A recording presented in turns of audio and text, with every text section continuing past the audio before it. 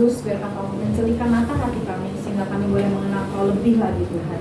Terima kasih Bapa, kami siap dan hati kami mau terima firman-Mu. Hanya dalam nama Tuhan kami Yesus Kristus, kami berdoa, kami mengucap syukur.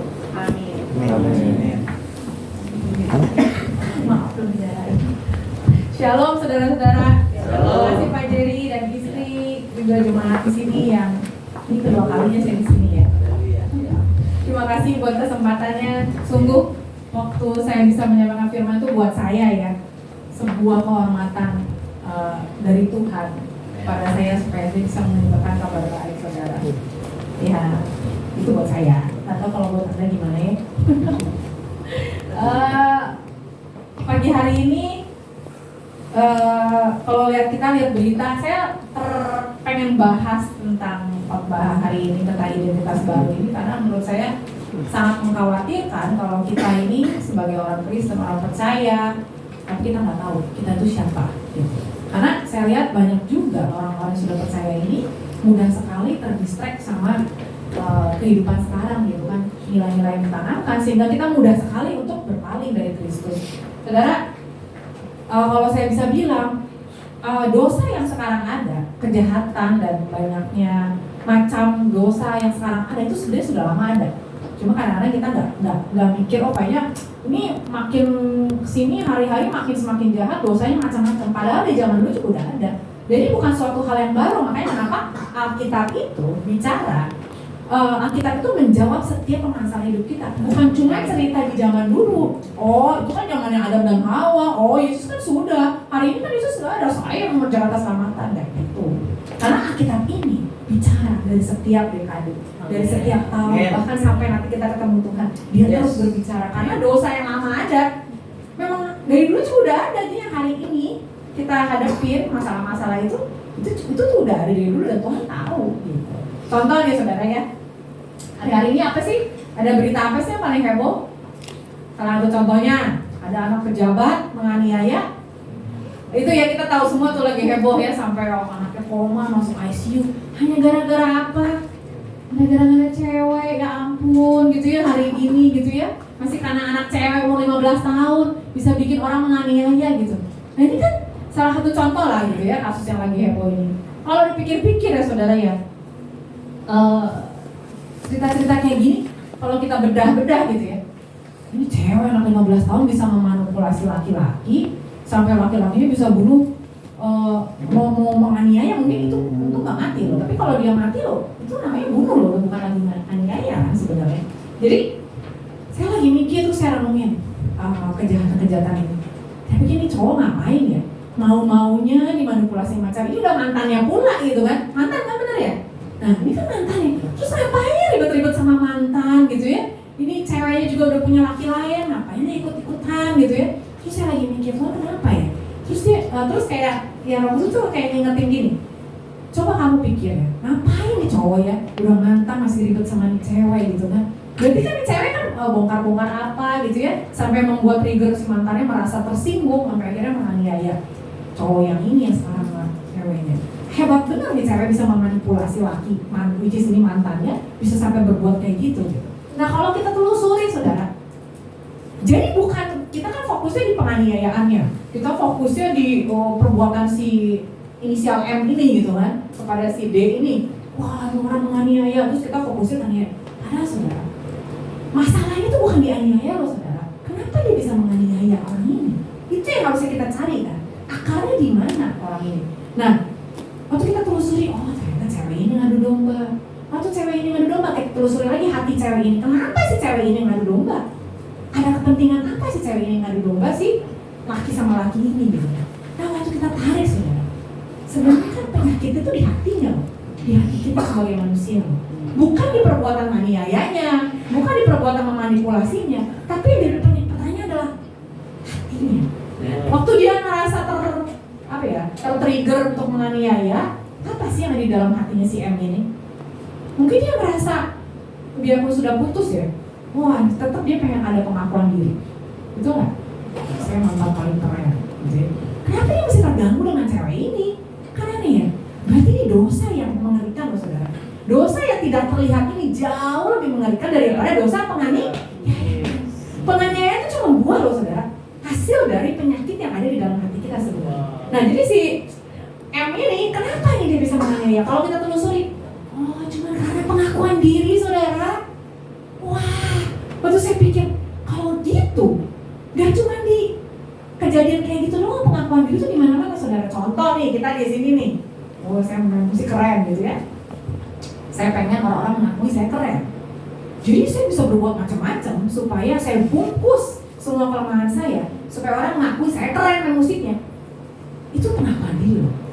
Terus kita bilangnya, Yesus dimuliakan, padahal sebenarnya kita pengen dipuji sama Pak Pendeta Jerry misalnya gitu ya. Misalnya saya main musik masuk, sebenarnya saya cuma pengen pengakuan Pak Jerry kalau saya main musiknya bagus.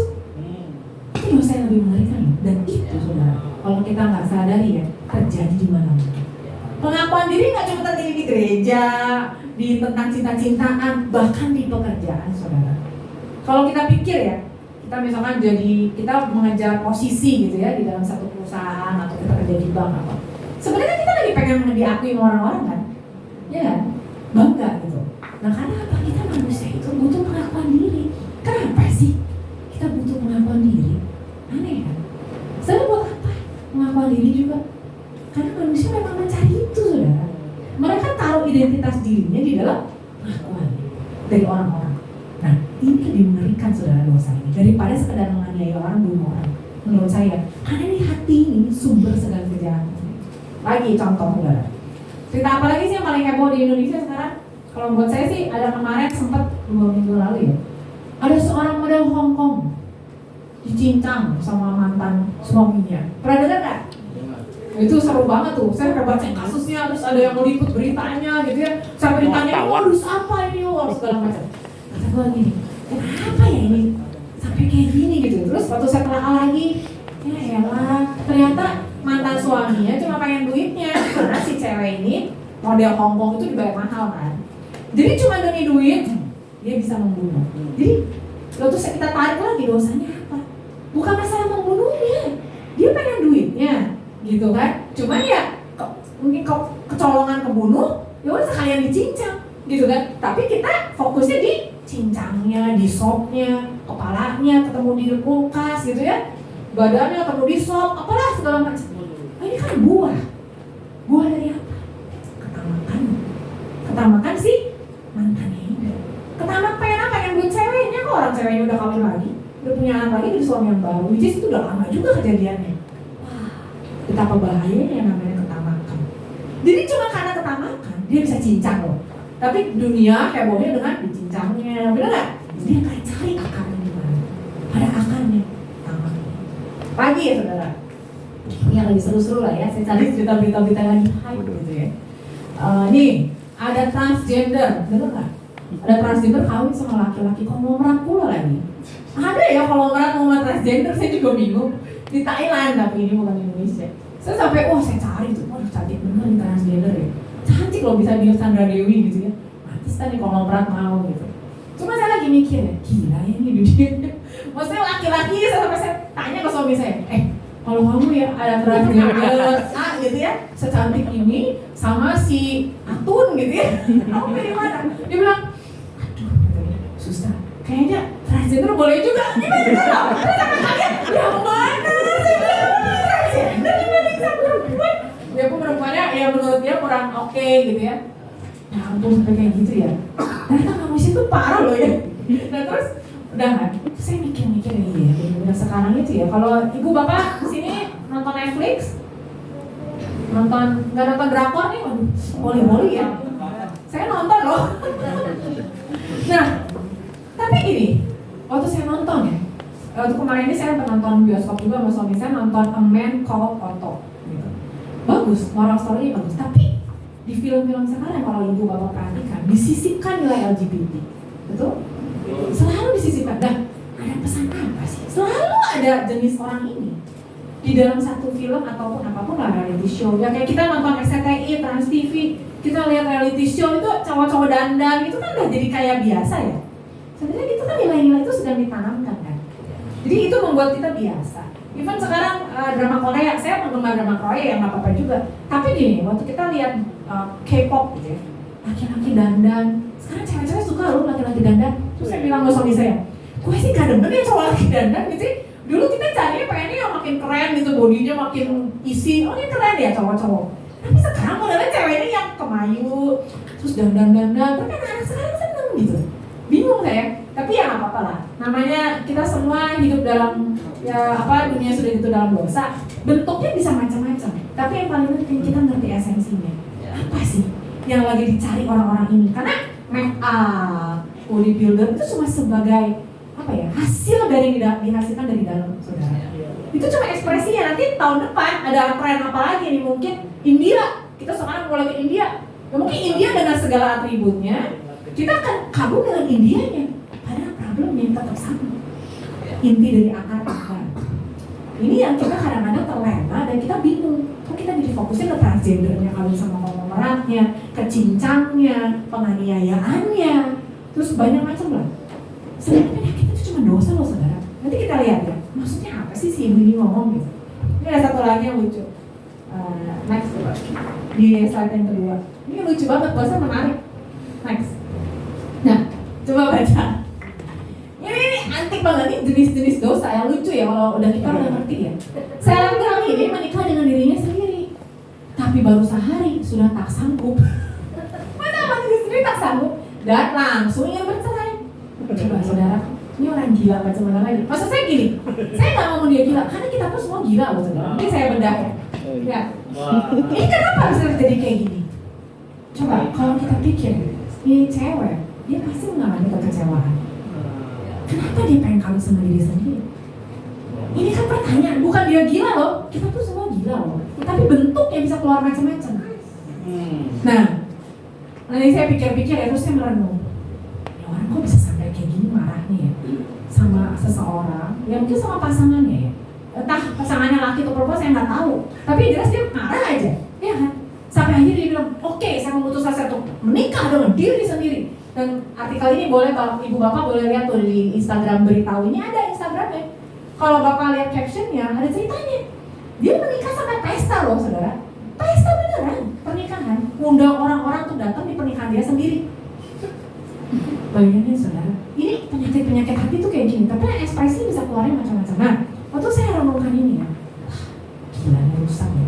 Maksudnya gini, berarti dia ini bukannya kita ngejudge dia rusak loh. Kita nggak boleh ngejudge karena sebenarnya kita tuh semua rusak loh. Jadi waktu saya mikir, berarti mereka dia ini tadi mikir semua manusia mengecewakan dia.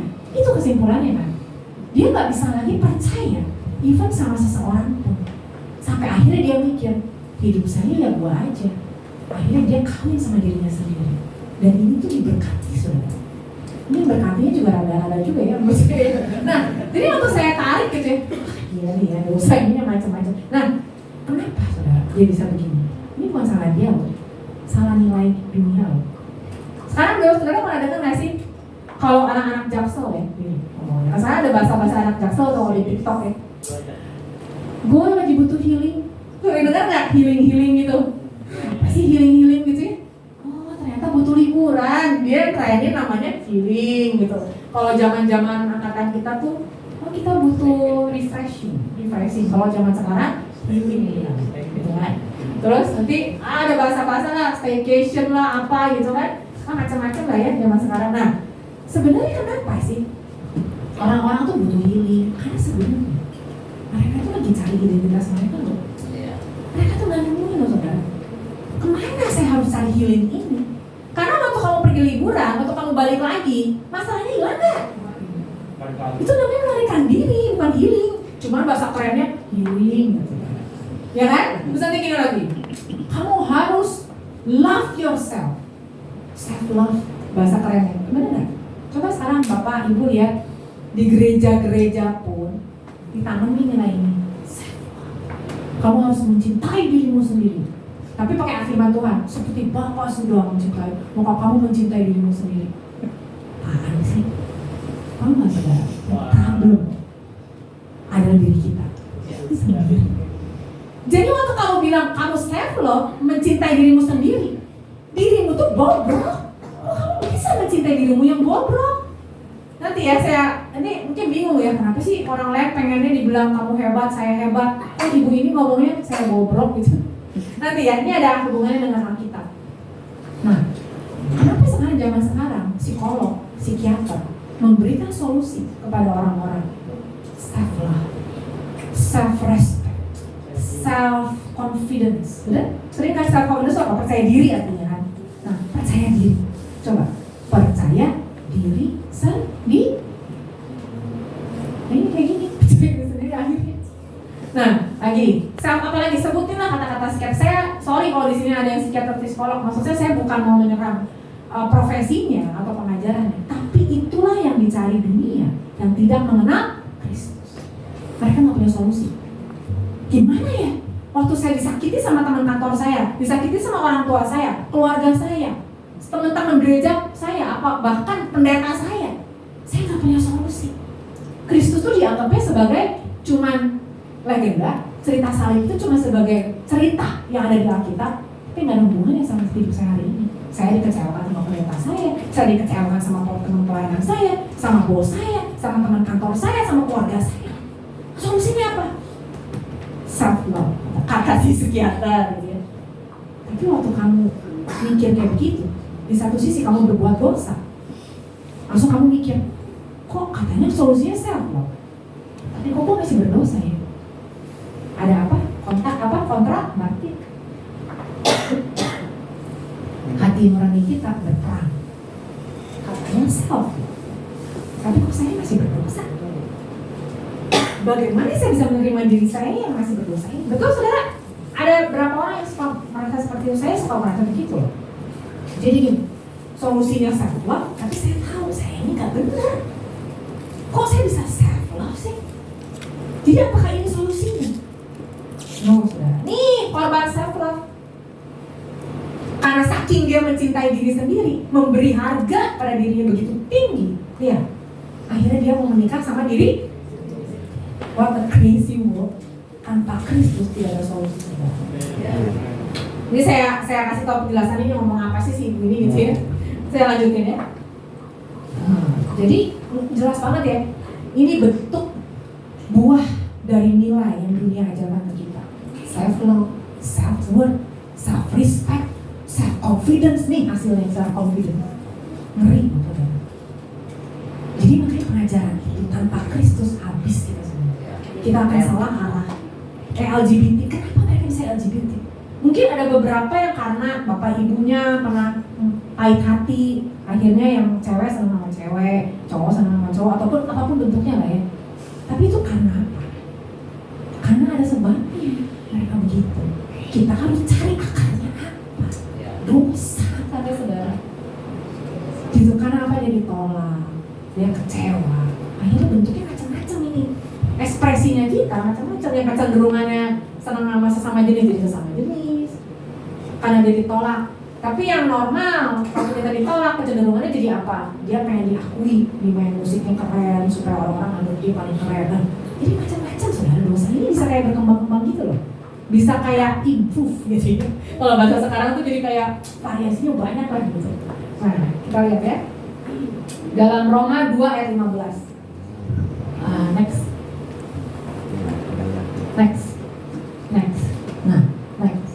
Nah, yang saya tadi bilang, sebab ini aneh loh, firman tuh sudah tulis. Sebab dengan itu mereka menunjukkan bahwa isi hukum Taurat ada tertulis dalam hati mereka. Kita tahu kok sebenarnya mana yang benar, mana yang salah.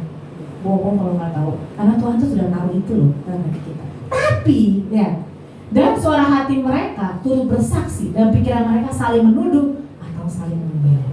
Ngerti nggak saudara? Maksudnya kayak tadi orang itu lo kawin kan? Oh saya kawin sama diri sendiri, saya pikir saya paling keren. Saya membuktikan kalau teori self love, self respect saya itu benar. Dengan apa? Saya kawin sama diri sendiri karena saya udah menerima laki-laki lain yang mengecewakan saya. Berarti kan gitu kan? Dia banyak pahitan kan? Saya sama ini. Tapi pas dia udah kawin baru 1 hari dia ceraiin diri sendiri. Gimana sih? Karena apa? Hati nurani nggak bisa ngomong. Tuhan taruh hukumnya dalam hati kita. Even waktu kita berbuat dosa ya, kita kan kadang suka membenarkan diri kan, enggak kok pastor itu kan gara-gara orang tua saya begini. Tapi sebenarnya dalam hati kamu tahu nggak itu salah? Tahu. Tuhan tahu hukumnya loh. Kitanya yang nggak mau ngaku. Jadi sebenarnya kita tuh bingung loh saudara. Kalau Kristus bukan jadi solusi, bukan solusinya, kita akan kayak gini terus. Even terjadi di gereja kok.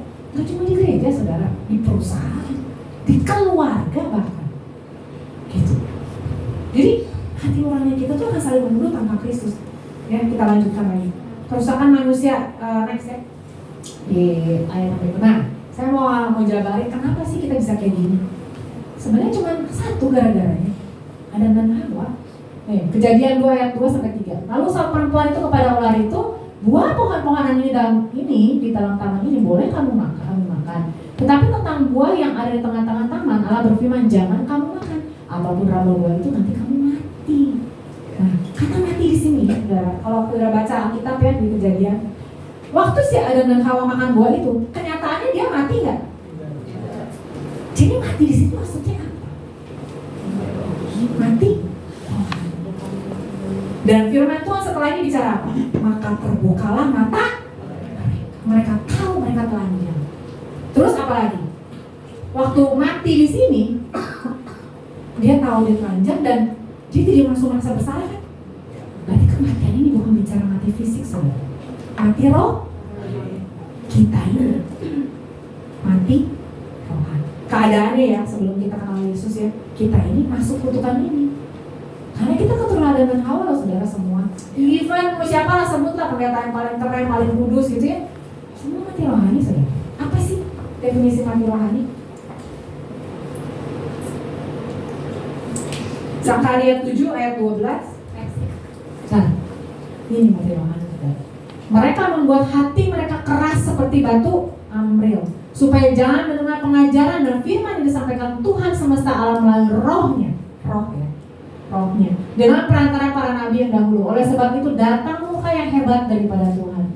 Saudara, saya sempat beberapa bulan lalu saya dengerin ada satu pembicara Amerik, dia bilang gini, kalian tahu nggak mati rohani itu seperti patung. Terus saya mikir patung apa sih patung gitu. Terus dia bilang, patung itu kalau kita ke museum ya, kalau saudara pernah ke museum ada patung manusia gitu ya, ini kan siapa apa yang zaman dulu gitu. Kalau kamu datang aja ke depan patungnya terus kamu gini, Shalom, patungnya bereaksi nggak? Terus kamu maki patungnya, bereaksi nggak? Sekarang kebalikan, kamu puji patungnya. Oh kamu hebat nih, kamu keren nih, dulu jadi pahlawan kita nih Indonesia, bla bla bla bla bla. Bereaksi nggak? Udah, nggak ngomong-ngomong juga kan yang ada, kamu pukul deh, atau jempuk gitu. Balas nggak? Kamu puji dia nggak balas, kamu sayang dia nggak balas. Ini keadaan kita saudara. Tapi kita hari ini merasa gue sudah berbuat sesuatu buat Tuhan, betul? Terus kejadian di Adam dan Hawa ini, waktu Adam dan Hawa jatuh dalam dosa, yang mencari Tuhan, Adam dan Hawa, atau Tuhan yang mencari Adam dan Hawa? Tuhan bilang, Adam, di manakah? Jadi saudara, kalau kita bisa orang yang kita bisa hidup, kita bisa percaya Yesus, bukan karena. Amen. Jadi kalau saya pikir patung tadi ya, kenapa dia bisa? Kita tuh bisa merespon kayak sekarang saudara, bisa jadi orang-orang pilihan Tuhan. Kenapa? Karena dihembusi oleh Roh. Jadi ini orang-orang yang percaya di sini karena Tuhan mencari saudara. Amen. Satu pun dari kita nggak ada yang mencari Tuhan.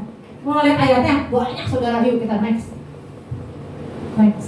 Wah ini si ibu ngomong nggak ada absen, tapi baca Alkitab.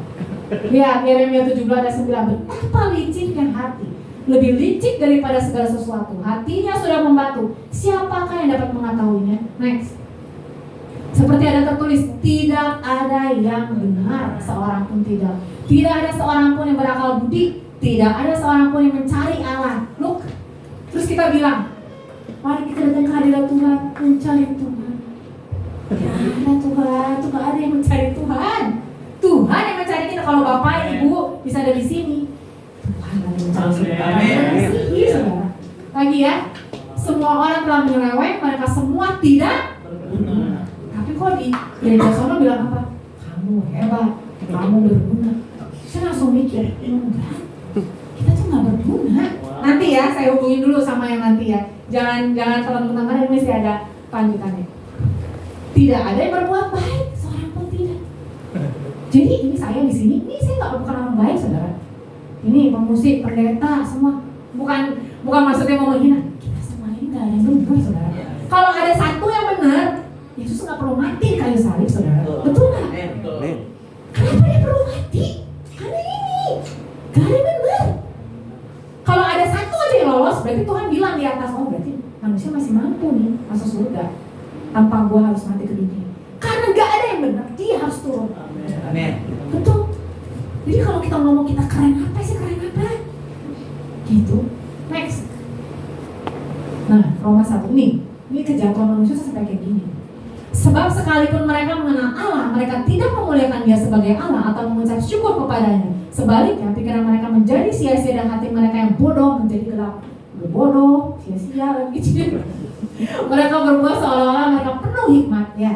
Tetapi mereka telah menjadi bodoh. Mereka menggantikan kemuliaan Allah yang tidak fana dengan gambaran yang mirip dengan manusia yang fana, burung-burung, binatang-binatang berkaki empat atau binatang-binatang yang jalan. Next. Karena itu Allah menyerahkan mereka kepada keinginan hati mereka akan kecemaran. Ya. Jadi jangan senang dulu kalau apa yang kita kasih dikasih sama Tuhan. Tahan dulu. Keinginan apa yang dikasih sama Tuhan? Kadang-kadang kalau kita saking bandelnya, tepin aja kata Tuhan. Nih, sehingga mereka saling mencemarkan tubuh mereka. Keinginan-keinginan hati kita tandanya sudah tercemar.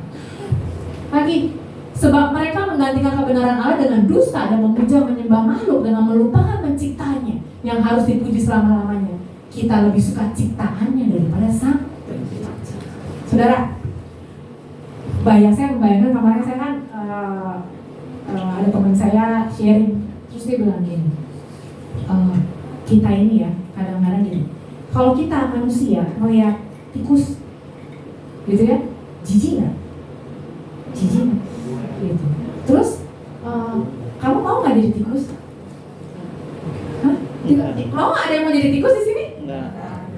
Karena kok Tuhan mau ya? Kita tuh tikus loh.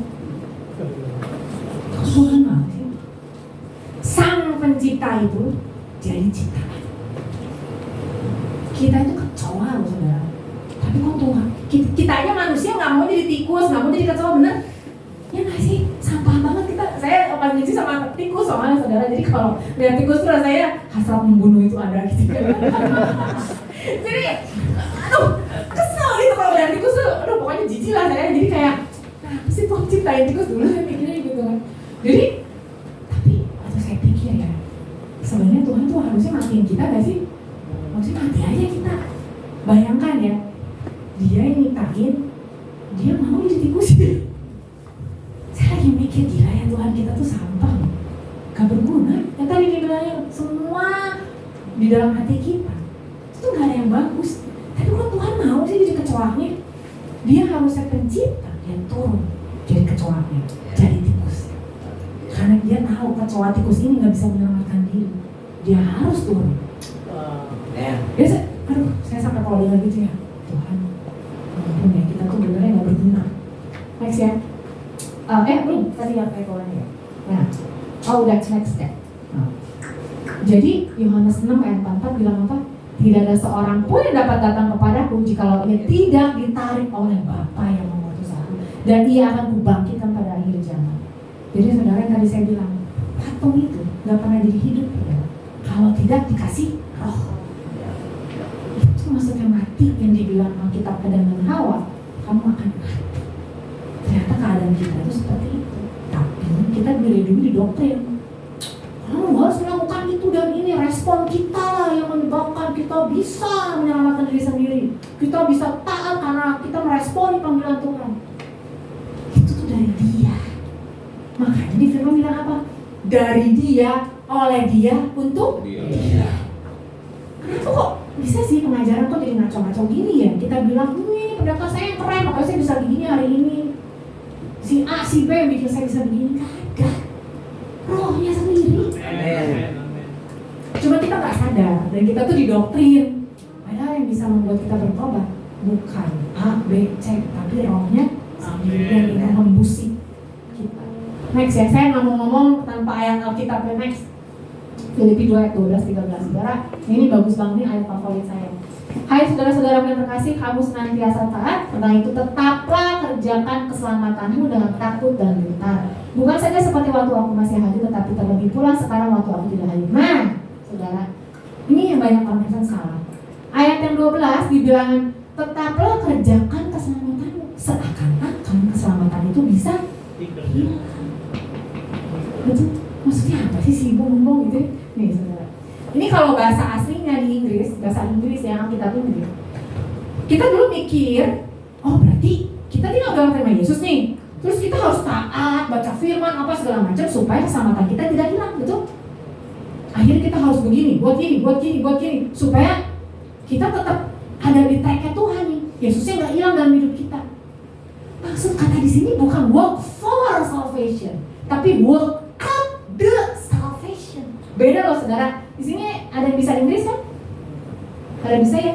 Jadi bedakan saudara. Di bahasa Inggris ya, ditulis ya work out the salvation.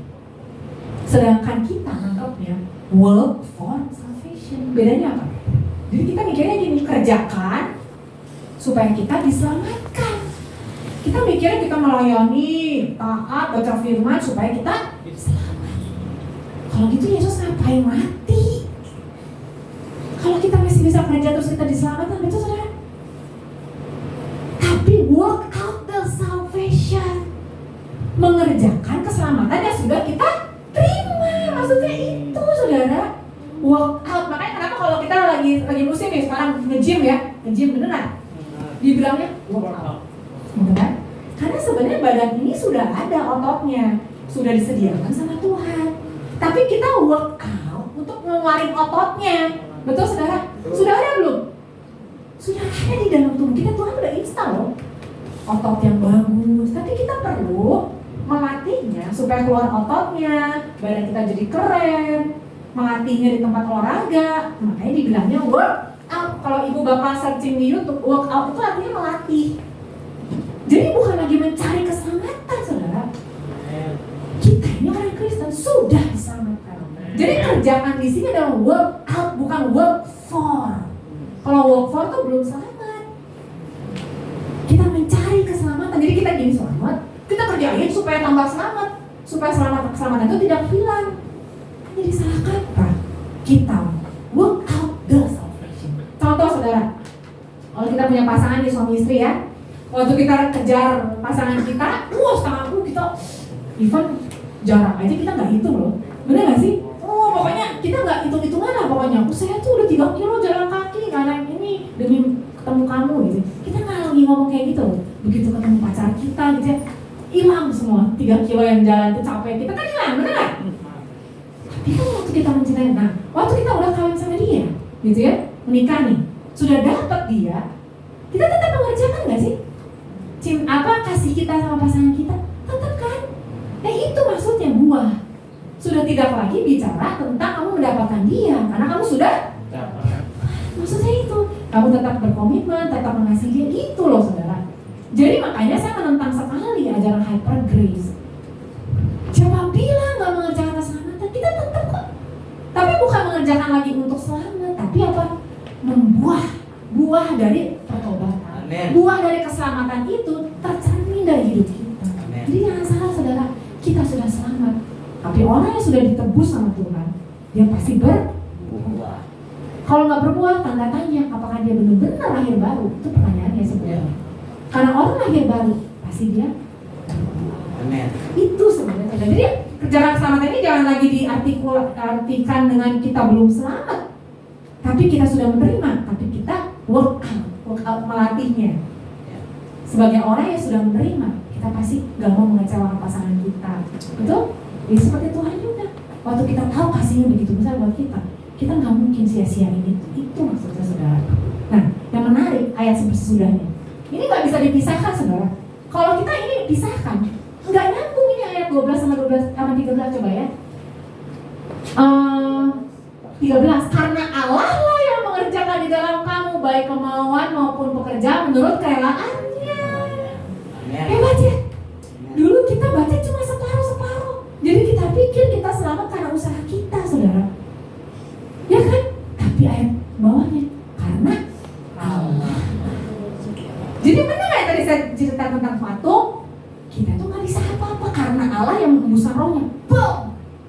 patung itu tiba-tiba jadi daging hidup. Makanya Tuhan bilang manusia baru. Kenapa Tuhan harus bilang di Roma di mana tentang parikop manusia baru? Karena sungguh-sungguh kita mati loh saudara. Mungkin nggak fisik ya, tapi di mata Tuhan waktu lihat kita terima Yesus, manusia baru. Patung itu tiba-tiba jadi daging. Itu di mata Tuhan seperti itu loh kejadiannya. Jadi waktu kita bisa percaya Tuhan, karena Tuhan yang mencari. Jadi makanya dibilang kasih karunia. Karena Dia yang milih loh dari atas. Kamu. Saya hembuskan rohku padamu. Itu pemilihan Tuhan. Bukan kita yang hebat, kita yang mencari Dia. Nggak ada, saudara. Itu. Ya saudara ya. Baik. Nah, kita masuk ke kabar baik ya. Dan tadi kita ngomongin dosa terus gitu ya. Kita mau lihat ya, sebenarnya siapa sih kita di mata Tuhan? Makanya kenapa orang bisa salah kaprah gitu ya? Di dalam Yohanes 5 ayat 24-25. Aku berkata kepadamu, sesungguhnya barang siapa mendengar perkataanku dan percaya kepada Dia yang mengutus aku, ia mempunyai hidup yang kekal dan tidak turut tipu. Amin. Wow. Sebab ia sudah pindah dari alam maut ke dalam hidup. Kita tidak lagi dihukum. Ini sebenarnya yang kita nantikan dari setiap permasalahan yang tadi saya ceritain, dosa-dosa tadi. Yang tentang mau kawin sama diri sendiri lah apa. Mereka tuh mencari loh soalnya. Next, aku berkata kepadamu, sesungguhnya saatnya akan tiba dan sudah tiba bahwa orang-orang mati. Mati di sini bukan mati fisik loh. Akan mendengar suara Allah dan mereka yang mendengarnya akan hidup. Orang yang mati rohani jadi hidup. Itu yang makanya dibilang manusia baru. Next. Tetapi semua orang yang menerimanya diberinya kuasa supaya menjadi anak-anak Allah, yaitu mereka yang percaya dalam namanya. Identitas kita yang baru yaitu anak-anak. Amin.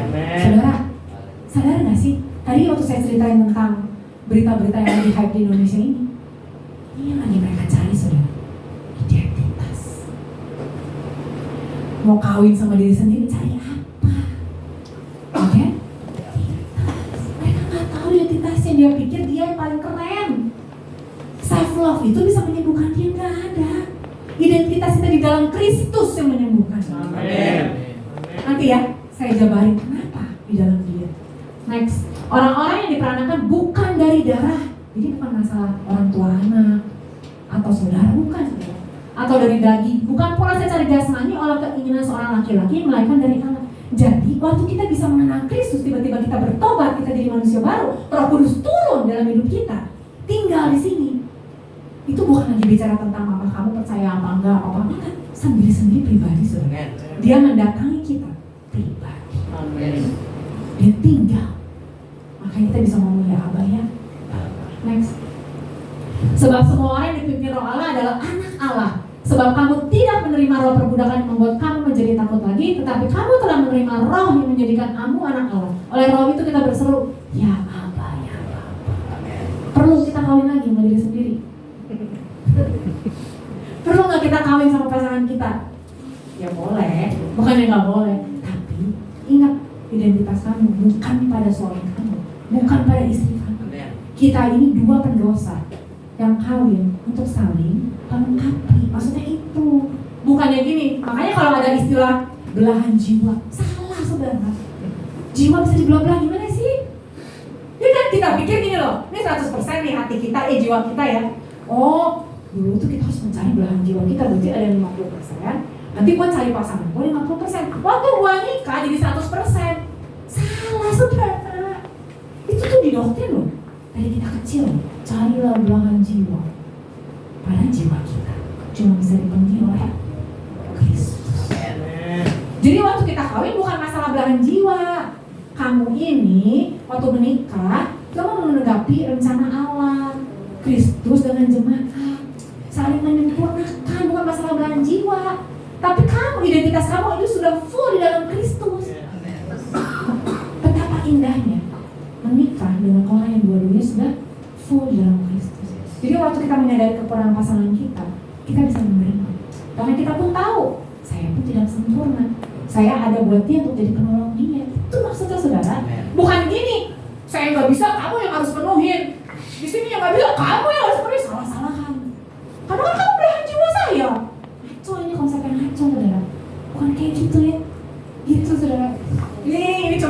soalnya contoh. Nah jadi tadi makanya waktu kita bisa ngomong ya apa ya Pak, identitas kita saudara sempurna.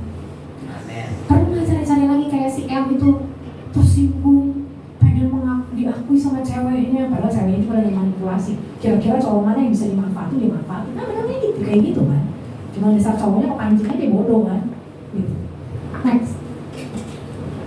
Dan jika kita adalah anak, maka kita juga adalah ahli waris. Maksudnya orang-orang yang berhak menerima janji-janji Allah, yang akan menerimanya bersama-sama dengan Kristus, yaitu jika kita menderita bersama dengan Dia, supaya kita juga dipermuliakan bersama-sama dengan Dia. Next.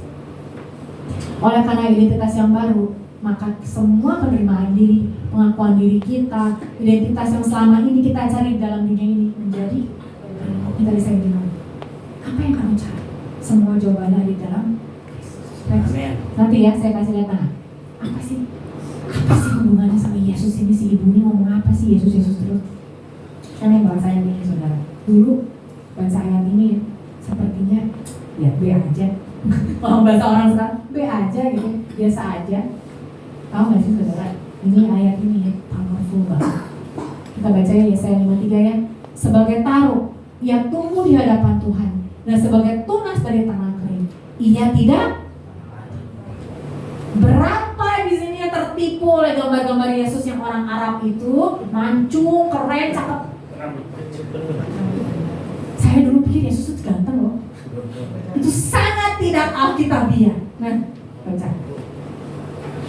Ia tidak. Sekarang kalau di benak saudara ya, pikir siapa yang paling gak tampan ya? Yang dilihat pun tidak sama orang. Baca ayatnya kita. Dan semaraknya pun tidak ada, sehingga kita memandang dia. Even yang pegawai di rumah yang menurut kita paling rendah pun mungkin kita masih pandang dia kan. Ini lebih lagi dari Pak. Wah, kenapa Tuhan sampai kayak gini? Dia lahir dengan tidak tampan. Pernah nggak pikir itu sih? Tahu nggak kenapa saudara? Yang tadi saya bilang, dia pencipta, tapi dia mau turun jadi kecoanya. Karena kita tuh kecoa sebenarnya. Jadi, wah, ini untuk apa sih sebenarnya Tuhan tulis tidak tampan? Kita berapa di sini sering yang merasa diri kita jelek, termasuk saya. Kurang ini, kurang itu, nanti mau oplas, ini kesini kayak Jennie Blackpink, kayak apa Blackpink gitu ya, makanya Blackpink baru datang gitu ya, perfect gitu. Padahal ini hasil oplasan juga sih sebenarnya gitu kan. Jadi, nah, saudara, berapa banyak dari kita yang merasa diri kita jelek? Banyak saudara. Kita tuh selalu ngerasa nggak secure. Ini kurang ini kurang itu. Badan saya coba tinggian dikit. Kenapa dia harus datang sebagai orang yang tidak tampan? Supaya dia bisa mengembalikan identitas kita yang merasa tidak tampan ini semua di hadapan Tuhan. Jadi karya salib saudara itu bukan cuma hari kemarin waktu kita lahir baru sekali aja, tapi ini bicara setiap hari. Karena ini dia tebus setiap hari. Karena setiap hari kita merasa tidak, betul? Yang lagi ditebus sama Yesus apa identitas kita semua. Next ya.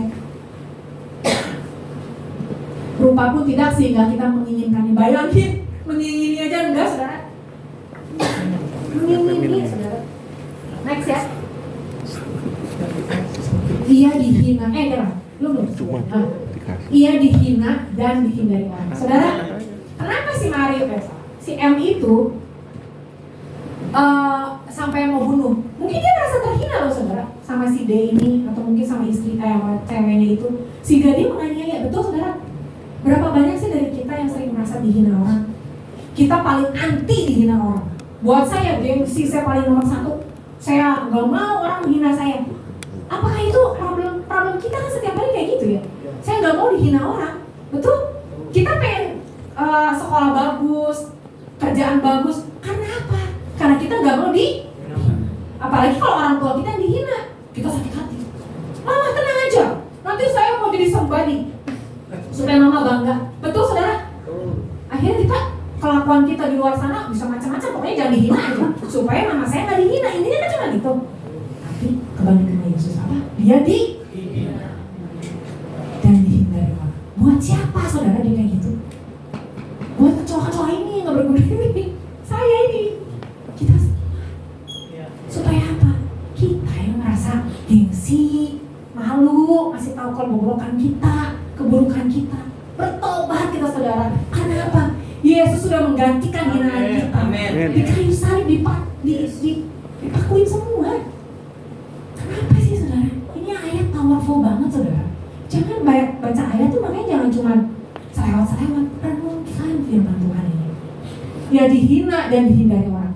Berapa banyak dari kita pengen diterima orang, bukan pengen dihindari. Betul?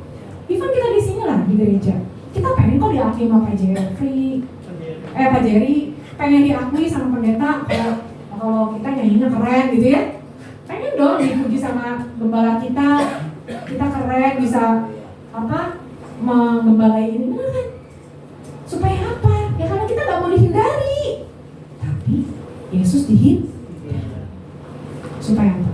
Supaya kita ini nih yang merasa paling keren gitu ya, merasa kayaknya saya mau cari cara supaya Pak Jerry hari ini memuji saya, gak dihindari saya. Padahal Tuhan datang sebagai orang yang dihindari, supaya kita yang merasa terhindar, tipu, Tuhan kita kayak gini ya. Saya rasa gak ada suami istri yang bisa sebaik Tuhan. Itu orang tua kita saudara. Betul? Saya sering mikir gini. Ini udah jam berapa? Oh, udah jam segini. Jadi dulu saya mikir gini, waktu saya masih anak saya les piano gitu ya. Saya pikir gini, saya menyesal. Dulu tuh saya pengennya tuh les piano, tapi orang tua saya lesin organ. Nah, saya pikir gini, saya nyesel ya, kenapa saya dulu gak dilesin piano aja sama mama saya, jadi saya bisa main piano. Karena menurut saya main piano tuh keren. Nah, karena saya gak dapat les, waktu saya punya anak cewek, saya pengen anak ini main piano gitu. Terus saya tawarin ke anak saya perempuan nih, ayo Devi, kamu main piano, mama lesin. Sekali dia mau, hari kedua, ketiga gak mau lagi. Terus dia gini, mama, jangan paksa, dia bilang gitu. My world, my rule. Dunia saya, peraturan saya, dia bilang gitu. Terus itu saya merenung, iya ya sebenarnya waktu saya minta dia les piano, sebenarnya nyesel siapa sih? Mamanya. Saya nyesel, saya push anak saya untuk ngerjain yang saya mau. Betul? Dosa nggak? Dosa saudara. Jadi waktu kita orang tua, nih perhatiin ya, waktu kita nge-push anak saya sesuai yang kita mau, hati-hati saudara, itu dosa loh di hadapan Tuhan. Anakmu bukan punya kamu, kamu sedang memaksakan diri kamu, kehendak kamu ke anak-anakmu. Anak-anakmu punya Tuhan, dosa lagi saudara. Jadi kemana-mana tuh kita tuh dosa loh saudara. Nge-push anak, dosa ini dosa. Kita sedang mau apa? Mau membanggakan diri. Jadi waktu anak kita bisa main piano nih, waktu saya si Devni mungkin bisa nanti suatu saat jadi pianis, yang bangga siapa? Anaknya bangga nggak? Kagak, anaknya aja nggak demen. Jadi yang puas siapa? Dosa nggak saudara kita? Kita yang pengen dibanggakan berhalanya tuh kita kok. Kita paksain anak, ya kan? Nah jadi ini yang Tuhan bilang. Kita tuh pengen menghindar atau pengen ini maksain orang, karena diri lu adalah masalahnya sebenarnya. Tuhan tuh mati buat saya loh, yang kayak begini nih, yang banyak egoisnya sama anak, sama suami, sama semua. Untuk kita nih. Nah terus lagi, seorang yang penuh kesengsaraan dan yang biasa menderita kesakitan, kenapa dia harus jadi sengsara dan sakit? Karena kita sengsara hidup di dunia ini saudara. Kita sering ngeluh kan sama Tuhan. Tuhan aku kok sengsara banget sih, gak kayak temanku itu. Ini sudah mati loh buat saudara-saudara saya. Sampai akhirnya kita iri, kita membandingkan diri kita. Lihat, Tuhan kita tuh sampai mau sengsara buat kita. Yang biasa menderita kesakitan, ia sangat dihina. Kita gak cuma dihina ya, ini mah sangat dihina loh Yesus ini. Sehingga orang menutup mukanya terhadap dia, dan bagi kita pun dia tidak masuk hitungan next. Tetapi sesungguhnya penyakit kita lah yang ditanggungnya, dan kesengsaraan kita yang dipikulnya. Padahal kita mengira dia kena tulah, dipukul dan ditindas Allah. Dia tertikam oleh karena pemberontakan kita. Dia diremukkan oleh karena kejahatan kita. Ganjaran mendatangkan keselamatan bagi kita ditimpakan kepadanya. Dan oleh bilu-bilunya kita menjadi sembuh. Saudara, sadar nggak pemberontakan? Kita tuh semua memberontak dari Tuhan. Saudara, kalau saudara pernah lihat di Instagram ya, kalau ada selebgram nulis gini, jangan swipe ke kanan sampai habis. Saudara, yang saudara lakukan apa? Swipe ke kanan terus sampai habis, betul? Kita pikir kita nggak berdosa. Padahal itu kutukannya dari Adam dan Hawa. Kenapa kita senang ngelakuin hal-hal yang justru nggak boleh? Contoh anak kecil, saudara. Pernah nggak ibu dan bapak saudara ajarin mereka untuk ngebohongin orang tuanya, bohongin gurunya? Anak kecil loh, saudara. Gak pernah kita kasih ngomong, kamu bohong ya? Saya ajarin kamu bohong, gak pernah, saudara. Tapi kenapa anak kita bisa bohong? Siapa yang ngajarin? Karena natur kita adalah dosa. Even saya punya 2 anak, saya bilang gini sama anak saya, ayo sekarang tidur. Semakin saya bilang dia suruh tidur, dia semakin cicilan kemana-mana. Ayo sekarang makan, semakin saya suruh dia makan, dia nggak mau makan. Tapi saya bilang gini, ya udah, oke, kembali saya balikin. Udah, jangan tidur ya, awas kalau kamu tidur. Tidur 1 menit juga. Saya bingung ya, jadi saya sebagai orang tua tuh harus ngajarin apa? Karena bibit dosa itu sudah ada, saudara, nggak sadar ya kita ya. Jangan swipe ke kanan, dia swipe sampai habis malah makin penasaran. Jadi ada nggak yang bisa mencari itu? Nggak ada, saudara. Makanya dia tertikam oleh karena pemberontakan kita. Gila nggak sih kita tuh memberontakannya? Kita tuh memberontak tiap hari loh, saudara. Kita butuh melihat salib Yesus setiap hari. Salib bukan cerita zaman dulu kita tahun lalu kita dibaptis, kita menerima Yesus. Bukan cuma hari itu, tapi setiap hari kita harus mengingat pemberontakan kita setiap hari, saudara. Betapa berdosanya kita, betapa kita mencari identitas setiap hari di dalam pekerjaan, dalam semua hal. Next. Kita sekalian sesat seperti domba, masing-masing kita mengambil jalannya sendiri. Ini benar banget. Tetapi Tuhan telah menimpakan kepada kejahatan kita sekalian. Dia dianiaya, tetapi dia membiarkan diri ditindas dan tidak membuka mulutnya seperti anak domba yang dibawa pembantaian. Seperti induk domba yang keluh di depan orang-orang yang menggunting bulunya, ia tidak membuka mulutnya. Next. Oleh karena pekerjaan Kristus di atas kayu salib, kita diterima, diakui, dikasihi tanpa syarat oleh karena karya. Haleluya. Ini kabar baik, saudara, buat saya itu luar biasa. Saudara, hari ini saya berharap semua kita tahu bahwa kita itu manusia yang tidak sempurna. Kita gak pernah bisa sempurna kecuali Dia yang menyempurnakan tanpa karya salib setiap hari loh, saudara. Bukan cuma 10 tahun lalu waktu kita dibaptis, bukan. Setiap hari kita perlu menerima salib. Waktu kita mulai lagi, hati kita bergejolak, aku pengen membuktikan diri. Ingat, diri kamu sudah dibuktikan di atas kayu salib oleh Dia mati buat diri kita. Hari ini penerimaan diri kita bukan berdasarkan siapa suami kita, bukan kepada itu semua, tapi apa yang Kristus katakan tentang kita. Disinilah kita sembuh. Ini kunci identitas dan kesembuhan kita semua. Bukan di self love, bukan di self healing lah, bukan kayak gitu, saudara. Tapi di dalam. Mari kita berdoa.